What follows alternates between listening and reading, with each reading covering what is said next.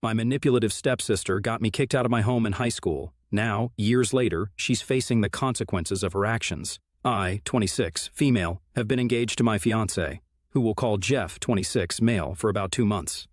I met him through a dating app 4 years ago, and we've been inseparable since then. Jeff and I are soulmates. He is the only person in my life who has never let me down. I haven't had an easy life. My parents got divorced when I was 2 years old, my dad walked out on us, and he never looked back. He did pay child support, but that was about it. He never bothered to actually come meet me or see how I was doing. My mom, 48, female, was also not a great mother, to be honest. She was more involved in other activities when I was younger rather than actually raising me. I was practically raised by nannies or babysitters when I was slightly older. My mother was really young when she had me, and her priorities were really different. She didn't care much for being a mother and mostly spent her time going out with friends or on dates. She was an out-and-out socialite and didn't have time for me. Even career-wise, she wasn't very serious about her job.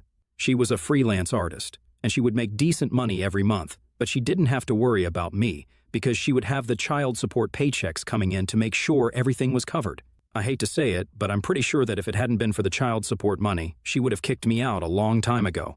She was never particularly attached to me, and I mostly felt like she was waiting for me to grow up so I could leave her alone. Then, when I was around 13 years old, she started seeing my stepfather. My stepfather, let's call him Matt, 50, male, also had a daughter my age, and we'll call my stepsister Jess. When they first started dating and my mother brought his family home for the first time to introduce us to each other, she told me to be on my best behavior and said that this was really important for her. Now, she had brought home boyfriends thousands of times before that, but she had never cared about the way I behaved. She would usually just inform me that she had guests coming over, and I would take it as a signal to go to my room and stay there until they left. But this time, I felt like she was serious about the guy because otherwise she wouldn't have cared about my behavior. Let me phrase it better, she wouldn't even have cared about my existence in the house had she not been serious about Matt. The first time I met him and his daughter, they were relatively nice to me, and it was a nice first meeting. I had no idea what was about to hit me after that first meeting. Soon after, he started coming over more frequently, and after a certain point, it was like they had practically moved in together. I didn't mind it. It wasn't like it was disturbing me in any way, so I had no reason to care about them as long as they just let me get on with my life. It was that way for a long time. They were practically living together, and occasionally Jess would come over as well. Her mother was still a part of her life, so she would spend half of the month at her mom's place. Initially, they were either decent to me or they would just ignore me. I was honestly okay with it because I didn't particularly care for any of them. I didn't even care about my mother, so it was really difficult for me to care about people associated with her. All I wanted was my own peace and quiet, and for a while I had that. But then they decided to make it a permanent thing and actually moved in together. Now, I wouldn't even have cared about that, but my mom told me that now that they were moving in together, I had to start sharing my room with my stepsister. I put my foot down then and told them that I was not going to do that because it was my room. It had been my room all my life, and that was the only thing that brought me peace in that house. I had a corner all to myself. I wasn't going to compromise my freedom by sharing my room with someone I barely even knew, and I told my mother that I was not going to share my room. We had a massive argument about it, and she told me that she would kick me out of the house if I didn't do as she said. I was 14 at the time, and I might have been young, but I still knew the law. I felt like I had to because my mother was the kind of person who you really couldn't trust. Also, it's just common sense, and I knew that she couldn't actually kick me out until I was an adult, or she could get in trouble with the law. So, I told her that I knew she couldn't do it and that she was bluffing. She was frustrated, but she had to let me have my room, and instead decided to turn the basement into the room that Jess would have. It wasn't exactly a bad place to have, it was just not as nice as my room. But my mom made a real effort to beautify it and make it habitable. By the time she was done with it, it looked just as nice as any other room in the house.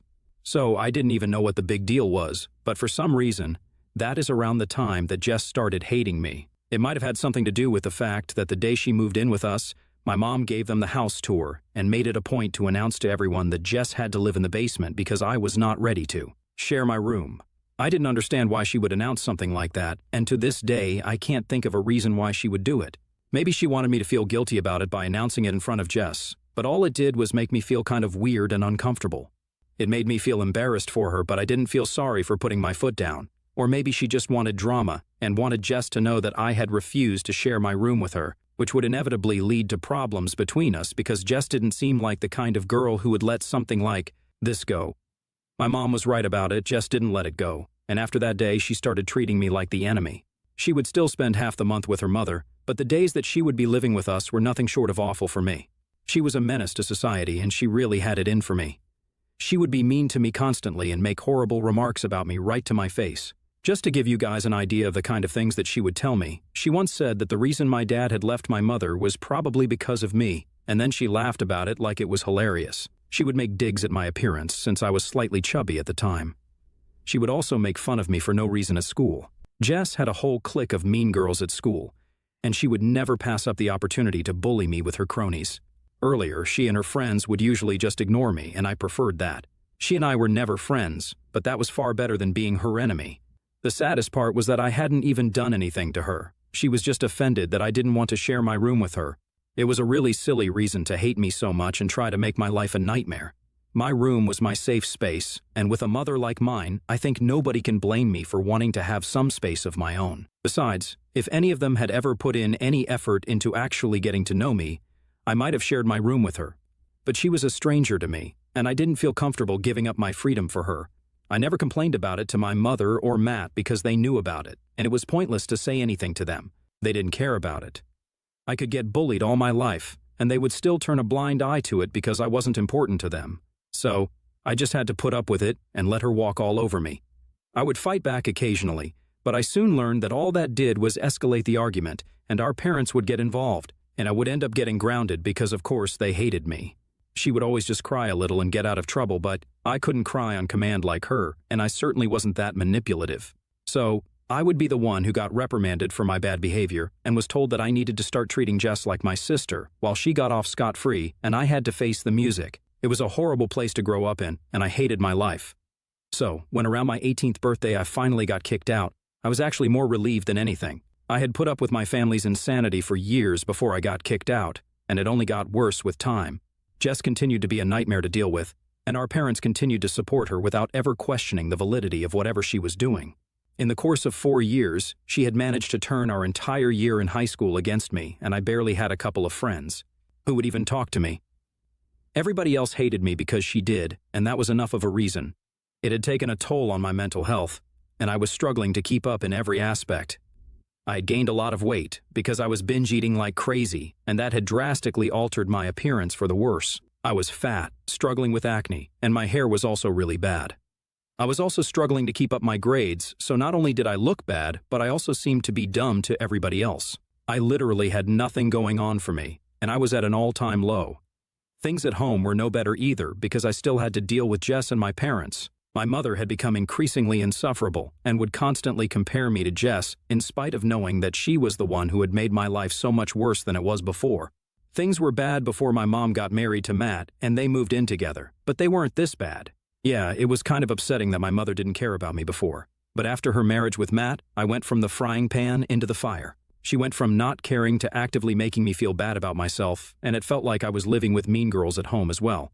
It couldn't be more obvious to me that Jess was the daughter that my mother had actually wanted, but instead, life had dealt her the wrong cards and she got stuck with me. I know that both of them wanted nothing more than for me to be gone, and honestly, I wanted the same thing as well. My mother and Jess hated me, and Matt didn't care. I had no family to speak of other than my mother, since my grandparents were not in touch with us. I had never known my father, so I didn't know about my other set of grandparents either. I literally had nowhere to go, and I felt weird asking my friends for help. So I just had to tough it out and stay with my mom so that I would at least have a roof over my head and food to eat every day, at least until I turned 18. But then, a couple of weeks before my birthday, an incident took place, and I was kicked out that very day. So, it was a weekend, and I still remember it as if it happened yesterday because it was one of the most traumatic and stressful days of my life. Around that time, we had both just graduated, and she had started hanging out with a larger group of people. She had a friend whose brother was in his last year of college, and she was dating her friend's brother, so she and her friend would hang out with his friends, who all happened to be kind of older than us. I knew all about the kind of things that they would get up to, but I didn't think that it was worth bringing it up with my parents because, with my luck, it would probably just backfire. So I never told anybody about the fact that she had started drinking, and even though I couldn't prove it, I knew that she was smoking weed and stuff.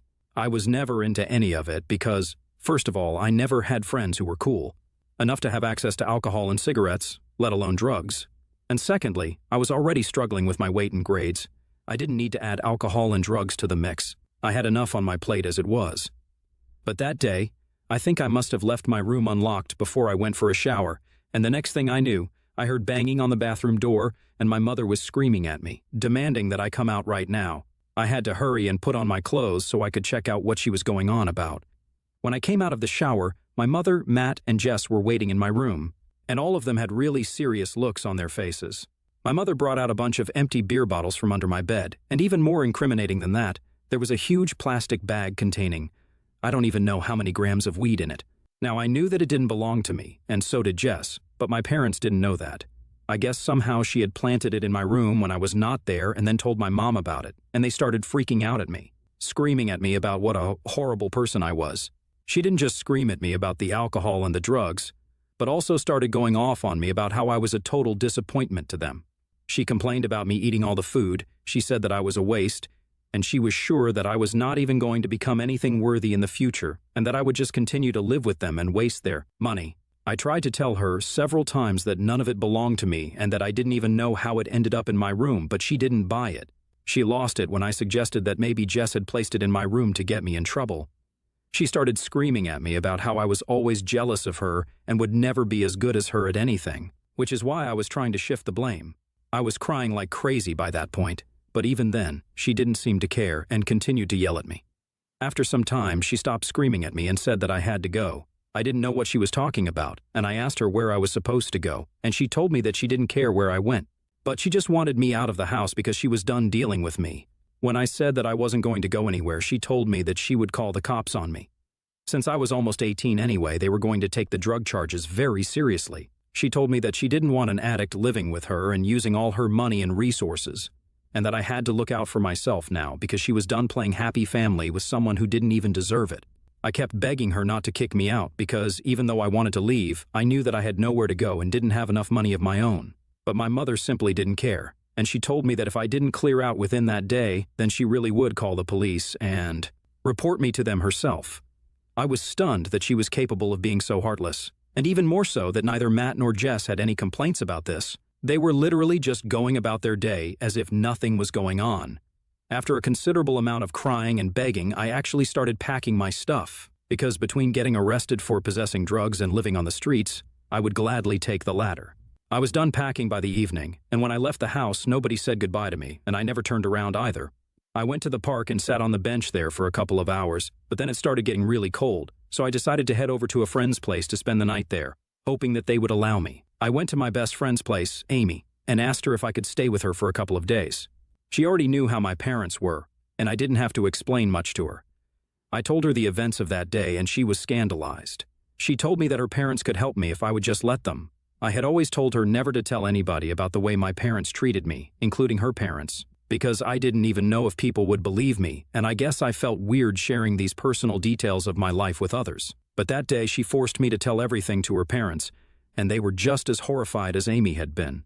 They got on a call with my mother and tried to speak to her, but it didn't help at all, and she was quite rude to them, so they realized that talking to her wouldn't make the situation any better. And then they did something that I don't think I can ever thank them enough for. They told me that I could live with them for as long as I had to, and that they would support me. They were rich enough, so money was not a problem, and Amy loved me, so she was ready to share a room with me.